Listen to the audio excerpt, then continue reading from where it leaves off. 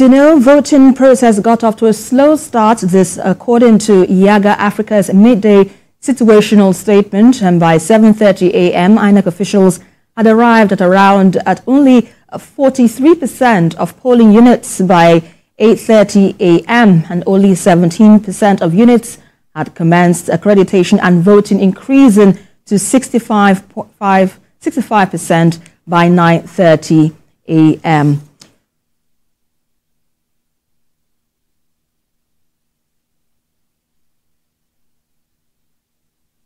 What we see here is anything to go by. INEC is striving to up the punctuality, punctuality to the point where at least we are seeing that this place is a rack center where the core members are picking up. Well, for more perspective on the Edo governorship election, I'm being joined live, the Yaga Africa Director of Program, Cynthia Nbamalu, and she's giving her perspective right now for us. Good to have you on the news at this time, Cynthia. So let's get your perspective. We understand you've also released your midday situational report on the assessment of the Edo election. Give us a brief on what this contains. Good evening and greetings from Benin City, Edo State. We observed the elections today, and the observation is still ongoing. Yaga Africa deployed observers to our 300 sample polling units across the 18 local government areas, and with 25 mobile observers roving across the 18 local government areas. Like you highlighted, part of our initial assessment was a slow-paced commencement rate across the state, actually. One of the ways we track early commencement is early arrival, and at 7:30, as the data indicated, only 43% of the polling units had INEC officials present. And until 10:30 a.m., you still had polling units that were yet to commence voting. Now, part of our observation, in addition to the late commencement of polls, was also polling units yet to commence as at 12 noon. Ordinarily, the idea is that by 12 noon, you should have at least every polling unit opened for voters to vote. But what we had seen earlier today, after our initial analysis, were that some polling units as at 12 noon were yet to commence voting, and some of them began after 12 noon. INEC had issued a statement asking, initiating or rather circulating a press release that the voting time will be extended from 2:30 to later in the day. We went around again in the evening. One of the things we did see was that for some polling units, they closed earlier than we expected, while in some polling units, the voting time was extended. One major observation from these elections is the fact that while there were pre-elections demands on INEC to ensure that logistics issues were addressed, we still saw that in this election, which is what led to the late commencement in some locations. However, it was also a rainy day, and so the rain may have also contributed to the level of commencement across board. The second is issue around deployment of material, and I think is to commend INEC, at least from our observation. The bimodal voter accreditation system, BVAS, was deployed across every polling unit where we observed.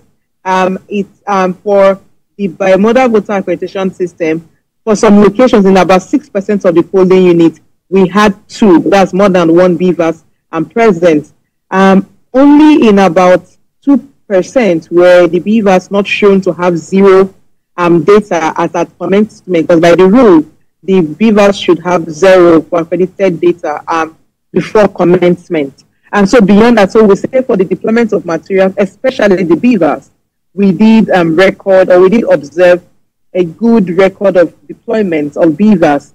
However, in addition to that, one of the observations was that in some locations, there were attempts to bypass the BVAS. In fact, you had thugs who were intimidating officials to bypass the BVAS. And interestingly, as we observe the process, because now we're observing the counting process and then moving straight to collation, part of the observation is records of overvoting, which is what will happen if the BVAS is not deployed, because the BVAS ought to accredit voters, and only accredited voters ought to vote. But already one of the things we're beginning to see, and we're tracking that to understand if it's prevalent or if it's an isolated case, and it's instances where result sheets at the polling unit have more number of voters, total number of votes higher than total number of accredited voters, which by law is an overvoting and ought to be cancelled for that particular polling unit. And I think this is the time to call INEC. In the pre-elections phase, one of the tests we had issued, we had said this election will be assessed on its integrity test on the Electoral Commission. And for us, integrity includes INEC ensuring that there is uniformity in the compliance and in the application of the rules of the game. So the Electoral Act and the INEC's guideline for the elections.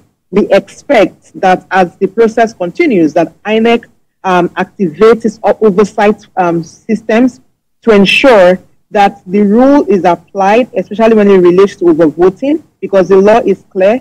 When there's overvoting, where the number of votes is more than accredited voters, then the result for that unit ought to be null and void or invalid.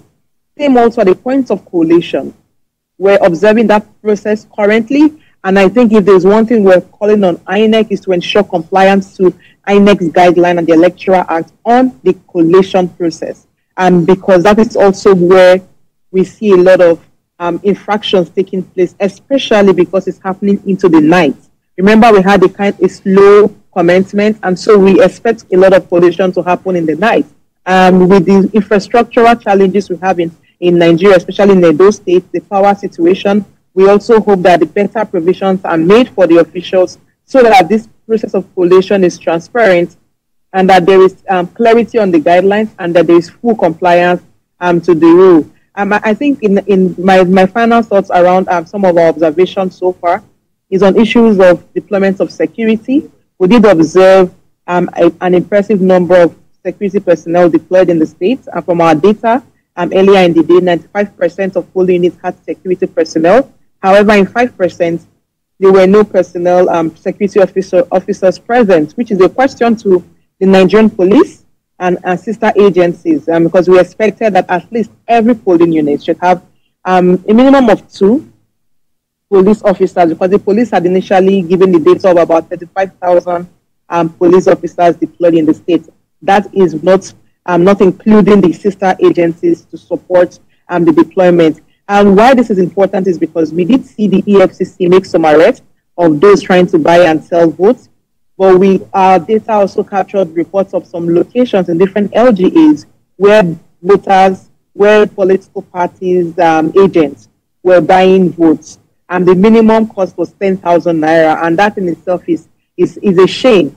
So our electoral process is a huge embarrassment that you have political party, and let's put it out there, we recorded party agents, political party members of both the PDP and the APC buying votes in different locations. Right. What we're expecting was that for those locations, the police would make immediate arrests, and we hope that those arrests are made and prosecution commences immediately. Right. Let me quickly come in here, Cynthia. You mentioned quite a lot of things. You've mentioned from your findings a lot of issues. You have issue of vote buying. You have delayed start of elections, due to logistical challenges, non-use of beavers, and all of that.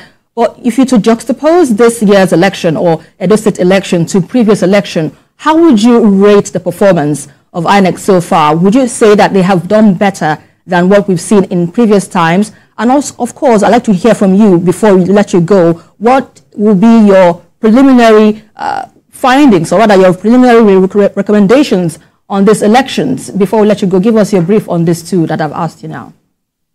Well, at this point, we can't, because you need to compare oranges with oranges, and so I would prefer to compare Edo 2024 with Edo 2022 and maybe 2016. That's one. But we also, with to run an assessment, we need to conclude the process.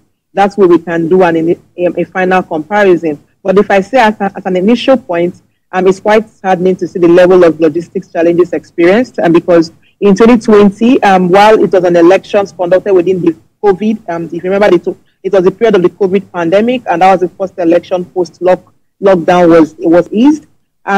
We expected those challenges to exist. However, we're seeing that those challenges repeated again, and we're expecting an improvement rather than having repetition of things we've seen previously in these elections. And if you ask me my initial recommendations, I believe that was your next question. Honestly, the collation is the weakest point in our electoral process. And at this point, what we need is to ensure that the guidelines on collation and the electoral provisions on collation are strictly adhered to.